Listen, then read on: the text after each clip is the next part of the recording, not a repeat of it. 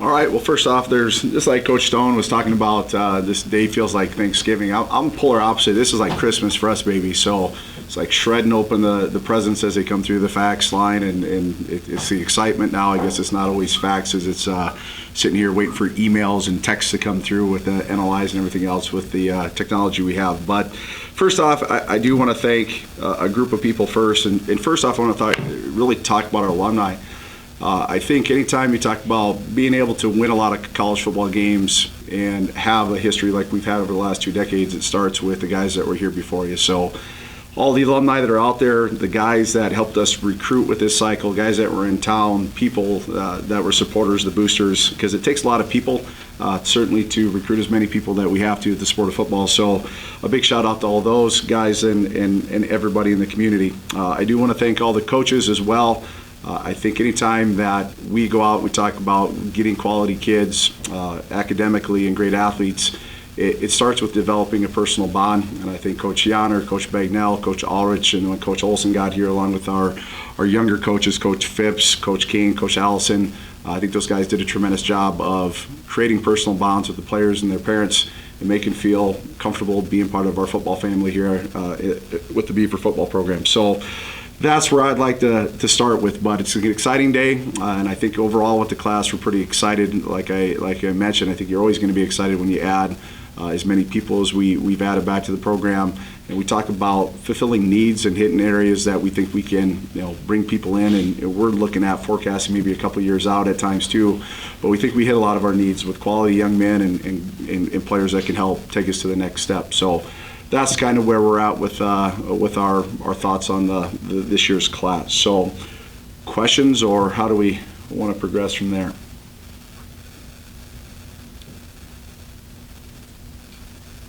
The first thing that jumped out of my eyes was Bemidji High School. The last one you got from there was pretty darn good. How much do your former players help at an individual school down the road? Well, it certainly does. I think if you look at all of our, and I'll mention about all the kids as we go through, but I was texting with Lance and Kevin, his dad, and Marla was actually his mom, helped us. They were back at homecoming. We had an opportunity to talk about, Bennett Mullen, who's a tremendous athlete. I was kidding with Lance. I was like, "Where's your shrine?" I've always heard about the Olivestrom High School and what impact he's made, but everybody knows the Rongstad family down there, and certainly Bemidji State with what he had for an experience up here and what he's doing in his life right now. So it certainly does make it a lot easier as you move through the recruiting process. Name that jumps out to me there, Brent Bolte from Cottage Grove, went to Park High School. How were you guys able to flip him? I heard he had strong interest in St. Cloud State as well. Yeah, I think it just went back to the ties and how well he fit in when he came on his visit. I think Craig, Rob in that case, because Rob was our recruiting area in the Twin Cities, just did a really good job developing that bond, and he is a perfect fit for what we do. I'm not going to make a whole bunch of comparisons with him and Jordy, but there are some attributes. Just his personality, so fun, outgoing. He's got the leadership characteristics that you want, but he's not just only a great football player, but he's a spectacular young man too. So we're excited about having him here. Then obviously with Jordy heading into his senior year, how does this commitment really help out the program too? We've talked, and we got some guys in house that we hope that with Nick and some of the other guys, but it's always about building your depth of your program and breeding more competition in guys that are going to be trying to beat each other out and improve your depth in your roster and from 1 to 104 or 98 or how many we have. We're trying to have the best guys on there. So I think Brandon, is what we sold him, is nobody's guaranteed to be the starters, but come in and work your tail off. And I would assume he'll be on some road trips with us as a freshman, kind of learning from Jordan and kind of gathering in the experience, which we've done with some other quarterbacks in the past. So yeah, Brandon was a big one. He was a kid that we targeted early in the process, and it's one of those weird deals that worked out in the end. So we're excited about having Brandon on board. Been through 2 recruiting cycles now after a Mineral Water Bowl appearance. Is it fair to say that you now know how beneficial that is when it comes to recruiting for that offseason? There's some good and bad, I can tell you that much. In terms of it sucks for the coaches. It's hard because we had to push up some dates. We had to do a November visit. Was the first time we've ever done a November visit, and there was quite a few kids, 4 or 5 of that first group that committed. But you have to be on your game, I guess, is what it comes down to. But it does get a lot of attention for your program when you're playing in December. Breaking all the records along the way was spectacular for the guys that we've had. But yeah, success obviously breeds more success, and that leads back to the recruiting aspect, and certainly gets you into conversations with kids maybe you wouldn't even get on campus in years past, and battling, different schools at different levels, which is great. It's fun to be in the conversations with great athletes and great kids. Obviously, O-line is going to be an area of need this coming year. So you guys got 6 of them. How much does this class, help build into what you guys already have? I think it really stems off of the group that the redshirt class that we had last year is a solid group as well. We expect those kids to be able to help us play. But, one of the things that we talked about in the offseason was you can't ever be in a shortage for big bodies. And we felt maybe a couple of recruiting cycles, I would say we missed, but maybe just didn't pan out for whatever different reason. So that cupboard, I wouldn't say it's bare, but it's something that we've talked about. We need to address it with certain type of kids too. You look at our roster of the kids, and I'll go through with all the kids here and the athletes here in a second, but frame kids that were agile, not probably as heavy as some of the kids that we've taken in the past. It fits back in the philosophy of what we're going to be doing out on the field, playing faster tempo football. So there's a lot of, when you talk about offensive linemen, you don't necessarily talk about athletes, but there's some really gifted athletes in that group. So that group overall was, I don't know if that's the headliner of the group, but I'd say it's one of the better recruiting groups that we've had on the offensive line for a while.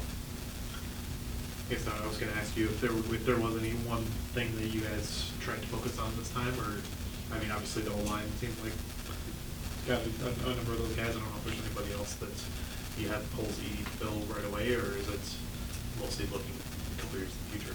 It's looking into the future. I think we identified running back as probably being the area that we wanted to make sure we took a guy at semester. You see Roche Gray's on here as well as another candidate junior college kid. So we had Andrew Lukowski that's here currently, and then Roche can come in and give a step because we lost Gina Adams. We'll lose Michael Washington along with obviously Tahi Domain next year.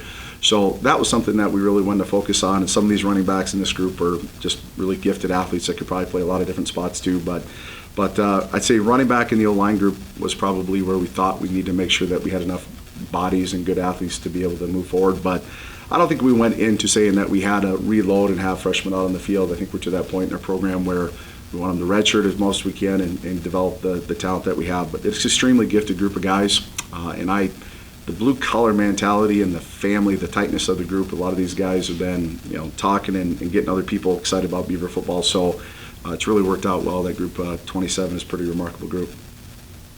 Seems like you hit the Twin Cities area, the central part of the state, pretty hard as well. How much of an emphasis was that for you too? Well, it's our backyard. It's hard to think that you're 4 hours away. It's still your backyard, but going north, there's still some good kids up north, but then you get, obviously, with the border and getting into Canada, which we tried to get up in there too. We had some Canadians down this year, and we'll get some. We're going to attack that area harder in the future as well, but you have to start with Minnesota guys. And I look at our roster, 70-80% of our guys should be from what we classify as local from Minnesota, Wisconsin, and North Dakota kids. So guys that fit in with our blue-collar mentality, hard work. That's what Beaver football is about. It kind of embodies what we try to do up here and the people we have around, and we're proud of that culture, and we're going to try to continue it. So we hammer that to our guys. You don't have to always have the best facilities. You don't have to have this. You got to have a tight-knit group of kids that are going to work together to achieve greatness. So that's what we sell here, and a lot of people appreciate that. We're pretty open and honest staff with the evaluation process. I think parents, you put on your used car salesman hat at sometimes with the recruiting stuff. So we're pretty straightforward with the guys, and I think it was a good way to go forward and had some great results for us. You've had some home runs from small to mid-level sized schools in Minnesota in the past. Off the top of my head, I'm saying a bunch of those home runs have switched positions since they walked on campus. Any of these guys kind of fit that bill? Well, and I'll start going through this here too, so I'll lead up. I'm going to start on the defensive side of the ball and probably just go through the whole gamut of guys. But one of the guys we're excited about is Ryder Beckman. He's from Monticello High School. One of our former greats, Chris Myers, down there. He's an assistant coach with Coach Telecki down at Monticello. We've had some kids in the past there. But Ryder was a running back in high school. We labeled him as an athlete because he could play a bunch of different spots. He could play probably slot, running back, defensive back. So he might be one of those guys, kind of a mid-level school in Minnesota that we could think that could play a bunch of different spots. As we continue down through it, the next person just in the defensive backfield, I'll switch to that level. Jaden Banda from Brookfield Central down in the Milwaukee area. Just a spectacular young man. His dad played at Stevens Point, I believe. He had some ties with some of the other coaches in the league. But Jaden is a tough-nosed kid. Again, could play a bunch of different spots. He was probably more of a running back in high school. Could play nickel, could play safety. I kind of assume that's where he'll play. In that defensive back group as well, we had Alex Hunter from Lakeville North High School. He played corner, which is always a need. You got to have guys that can cover in our league and out in space. So Alex is a kid that is long and rangy. He could probably even play safety if he had to, if he gets bigger. But he has coverage skills which make him very desirable for us to get him out on the field. Next kid that I'll mention is Jake West from Woodbury, mentioning the Twin Cities area recruitment. We did hammer the Twin Cities. I think that's, our majority of our population is going to be in the metro, so we want to be and have a stronger presence down there. But Jake West is a kid. I watched him play basketball. Rob's, seen him at camp. We all got to have an opportunity. Again, he could play safety, he could play slot, he could play a lot of different things, but hopefully we can lock him down in the secondary and have a kid that can cover in space. And then Rob actually got a young man from Michigan, so he was able to get back over to his home state with Trey Armstrong Anderson from Romulus High School. His recruitment was kind of weird. He came in on the last visit and kind of got on him late. He jumped in off the plane and busted out a low 4.5 40, and we're like, whoa, it was like one of those deals. Like, okay, kid, come here, let's get you in the green. So he was a fun one. You'll see him being pretty dynamic on the film. You don't see a kid return as many kickoffs and punts. He's got some good shake, so we're excited about him. I think the small town guy that I would say in the secondary that would be the kid that I'd keep an eye on is Spencer Potter from Greenway. He was at our camp during the summer as our team camp as part of our Renegade group. He's going to play somewhere. He's just a winner. Reminds me a little bit of a Damon Benham type of kid. Not to put too much pressure on Spencer right there, but kid's a winner, and I think that will continue as he gets to our level here at BSU. We switched to the D line. It was interesting. Coach Stone had a kid from Princeton, or a player from Princeton. We also have a player joining us from Princeton or Princeton High School as well, Tyler Butts. He's just a perfect fit, big frame kid, 6'4", 230-pound defensive lineman. We also had a tie. We don't jump into the Sunshine State either and go out to Cali, but Andrew Manueli, his dad actually grew up around the area and has family in the Twin Cities, and Rob actually played college football, I believe, with his uncle, I think it was right, or his cousin, one of his relatives. So he had a tie back out here, just another big, tall, frame kid that could play tight end, very just gifted athlete that can run around. We also got a kid from my home state down in Iowa. We don't get a lot of Iowegians up here, but we're excited about having Colby Wadsworth. You'll see Colby on film probably playing a little bit out of position at inside linebacker, but a very, very gifted athlete, probably 6'4", 220-pound kid. He does some things on film. You'll actually watch him do some gymnastics and some stuff with cheerleading. He's a cheerleader. You don't have a lot of cheerleaders for the basketball team, but doing backflips and all this stuff, and I got caught my eye. I was like, holy cow. So, but he's a tremendous athlete, all-state player from Iowa, so we're excited about having Colby up. Peter Franz could be a kid from Little Fork, Big Falls here, local area. Could play tight end, defensive end, just another big, strong kid that could play a lot of different spots. Then we got another young man on the defensive lineman from down in the Twin City, Scott Gustafson. He'll probably play interior position for us, but he's a bursty, twitchy kid for a defensive lineman. So he'll probably end up being an interior guy, but somebody that we project to be a great player for us. Moving along on defense, we have Zolly Kaplan from St. Louis Park. And Zolly could probably play linebacker as well, defensive end, so we're going to have him play our rush position and then hopefully see where he develops. And again, where we talked about switching spots, he's a kid that maybe gets big, plays down, but very active high school player. Along with him at the linebacker spots, we have Deontay Book from Centennial High School. We got a couple players from Centennial this year. Dante played fullback, he played linebacker, he played some tight end. He's just a really violent player. He kind of pops out on film with just his striking ability. So we're excited about having him. Greg Rolfe is another young man that we had at camp. It's pretty important for us as we look through kids and getting to work with them. But Greg's fast. He's a 4'5" kid at linebacker. He'll be a kid that can play in the slot, can come back in and blitz. Reminds me a lot of Greg Button for some of you guys who have been around. Just a very gifted kid that moves really well. And that leads us back in the O-line group, which we've mentioned some. Bennett Moen, you made mention of being from Leva Strum. You should watch his film. He dominates at a lower level, but he's extremely gifted. I watched him play basketball. I don't know what's in the water in Levi Strong, but they kick out some pretty good athletes. So keep them heading north and west, I guess. So we're excited about having him. Got a couple other local linemen. We got Parker Rhodes from Hibbing. And again, what catches your eye about him, he's got a great frame. He's not, super heavy, as I mentioned before. We kind of want to build guys up to get back to that 285, 290. And he has really good feet for a big man, so we're excited about his future. Ben Salmon from Eastview down in the cities. I think if there's anybody that was under-recruited out of this process, it was Ben. He didn't have as much attention as I thought he would. You watch him on film, and we were watching one day, and we're like, holy cow, he ranked out extremely high compared to some of the other guys. When Coach Olson got on board, it was one of the kids that we really targeted hard to get up here, so he's an extremely gifted one. We got the big country down there in Arizona from Moon Valley, Zach Southwick. He's all of 6'7". He's a large human being, and he carries his 280 pounds extremely well. I think Bolte will look at him and think he's going to play the 4 or 5 for the basketball team, but really long. You can't teach height and size like that, but his better days are in front of him. I think he's just scratching the surface of where he can get to. I think he has opportunity to be pretty special. A couple other guys in the offensive line group. We got Michael Donahue from St. Louis Park down in the cities. We've got a couple other guys as well. But he played center, a little bit larger kid. He probably could play guard. Just again, he's not your prototypical 300-pound guy out of high school. He's probably 250, where we figure we can put good weight on him and, again, just build good athletes that can move in space. And lastly, on the offensive line, not a lot of kids come down to us, but we have Parker Janicki. Am I saying that right, Coach Janicki? Sorry about that, Parker. But Parker's coming down, and another kid that probably made strides more than anybody else. We were at the North Dakota camp this summer and saw him play, and he really evolved from his sophomore to junior year, so he really stuck out, and we're glad to have him on board. I've already mentioned the quarterback situation. Brandon, we're extremely, anytime you have somebody that gifted in your program, and you got to have a guy in our offense that can pull the trigger and run and throw the ball. So he can certainly do that, and we expect big things for him, and we got a good one in Brandon at quarterback. Just to round out the running back group, we got C.J. Adams from Robbinsdale Cooper down in the Twin Cities. A couple of our running backs, I think probably most of them you'll see are a little bit on the smaller side, 5'8", 5'9" guys that have some twitch.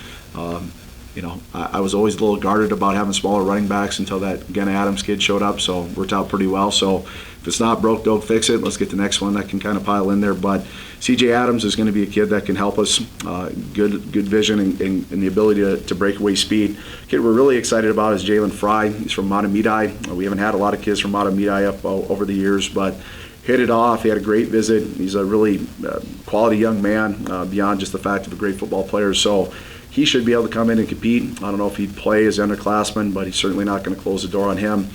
Tristan McGee, probably a kid that fell in our laps. Coach Bagnell has some ties down in the Dallas-Fort Worth area. And Tristan, as you watch his film, as we watch, he's just a winner. He's going to play somewhere on our field in some capacity someday, and he's going to make us better. He has a high ceiling. He's got one of the cooler tattoos as well. He got have a deal, I guess, down in Texas or wherever. I'm not much of a tattoo guy. I don't like needles, so that's not my kryptonite right there. But he came up on his visit, and he had, I guess it's a session that you can do, pay X amount of money, and you can sit there until you basically tap out. I think they call it a tap out session. I was like, all right, he's tough enough, we'll take him. So, but he's going to be a good one. He's stuck together, young man, gets into powerlifting, multiple sport athletes. So excited about having him on board. Roche Graves, I think that's a kid I feel like we've recruited the longest, or we've had conversations about. But joining us from Itasca Community College, originally down from Tennessee area. But again, he should be able to provide us some depth, hopefully be able to take over a larger role as he gets on board. And then in the last part is the receivers. We got Brandon Bolte, who is also from Park High School, along with Brandon Alt, a young man that has good size, can play outside. He's played slot in high school, but just a very good, productive high school player that will fit in our system extremely well. And then probably my favorite out of the group in terms of just an awesome young man. I shouldn't say he's my favorite, but had a great time when he was up here on his visit and enjoyed meeting him and his family. Keyshawn Story from Centennial High School. He is electric. He's one of the kids that we saw at camp this summer, and that's a kid that we want to have in our program. So he will be a guy to hopefully get into the program. He'll have a chance to play certainly when he's younger.